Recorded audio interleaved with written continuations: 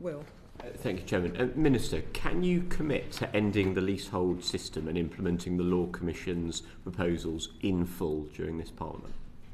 Yes, we will finally bring the feudal leasehold system to an end in this Parliament. That's our commitment, set out very clearly in the written ministerial statement I issued last year. It's both introduce the law and implement it by the end of this Parliament. Yeah, we will end. What we mean by ending the leasehold system is set out very clearly in that written ministerial statement, very lengthy written ministerial statement, lots of detail in there for the committee to get their teeth into. It means both implementing those leasehold reforms that are already on the statute book, and we are progressively switching on the provisions of the Leasehold and Freehold Reform Act 2024, but also undertaking that wider reform to bring the system to an end, and not least by ensuring that we transition to common hold, that common hold is the default tenure going forward. And you will have noted the white paper we published on common hold, and work continues as part of our plans to introduce that draft leasehold and common hold reform bill later this year on issues like how we ensure that the conversion process is efficient and cost effective for leaseholders as possible. Why was it necessary to launch yet another leasehold consultation last week before the pre-legislative scrutiny on the draft bill?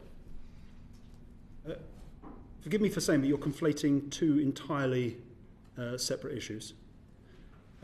We were clear in the November WMS that we would look to consult on the 2024 Act's provisions on service charges and legal costs, bringing those into force as quickly as possible thereafter.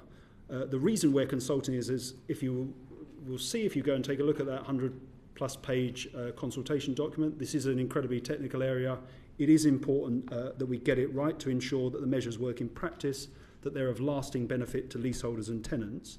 And you'll know that that consultation also proposes further leasehold reforms beyond service charges and legal costs, for example, reforming the major works process, the regulation of managing agents via mandatory qualifications. So that's a substantial package. And valuation rates.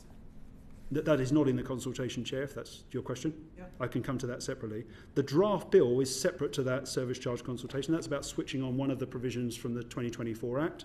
Our draft bill includes some of the wider reforms we need to undertake to bring the leasehold system to an end. As I said, it will be published before the end of the year. A central focus of that bill will be on reinvigorating common hold through the introduction of a comprehensive legal framework, but it will include other measures. So they are entirely separate issues.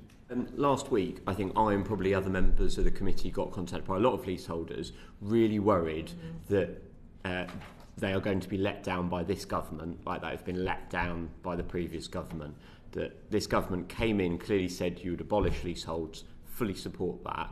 There's a huge fear that last week's consultations, because you aren't actually going to deliver the comprehensive form that you promised.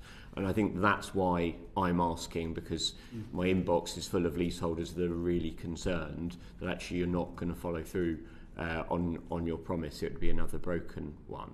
But I don't think, to just directly address your point, I don't think there's any cause among leaseholders in the country to doubt this government's commitment to bring the system to an end by the end of this Parliament. And barring a slight change in our timetable for the consultation on valuation rates, which I'm more than happy to address, we're on course to do exactly what we said in that written ministerial statement in terms of progressively switching on the various provisions of that 2024 Act and introducing the wider reforms. So I don't know what the cause is on leaseholders' part to doubt our commitment. We're doing exactly what we said in that detailed WMS in terms of the roadmap for bringing the system to an end by the end of this Parliament. I appreciate what you said. I think, try to understand it from a leaseholder's point of view, they've had promises broken time and time again. They felt trampled by management companies. You can't be surprised that there is a lack of trust there. No, I don't in any way take issue, and I'm not surprised by the lack of trust. You're absolutely right that leaseholders have been let down on multiple occasions by previous governments that committed to far-reaching reform and then didn't enact it.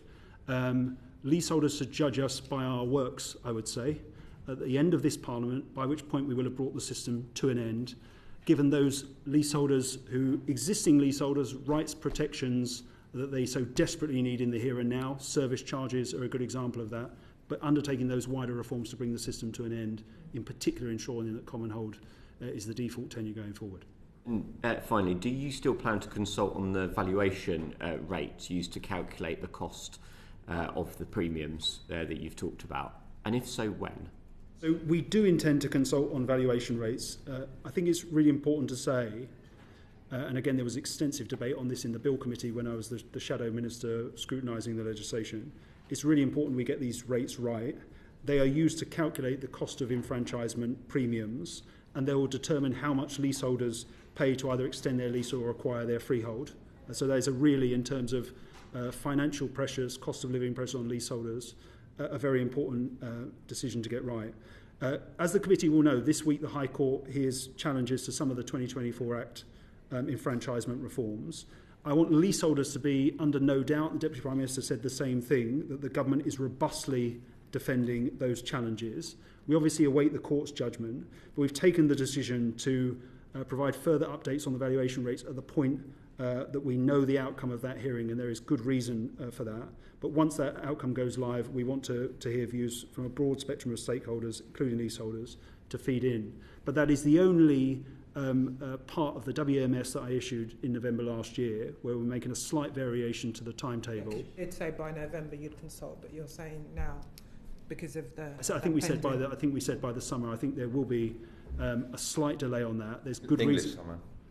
There's good reason for that in terms of awaiting the outcome of the hearing, and the hearing is a serious matter. But as I say, I do want leaseholders to know that while they're not represented in the hearing personally, and I know lots of leasehold groups across the country take issue with that, the government is robustly defending those challenges. But I can't comment further on that ongoing litigation for reasons you'll appreciate.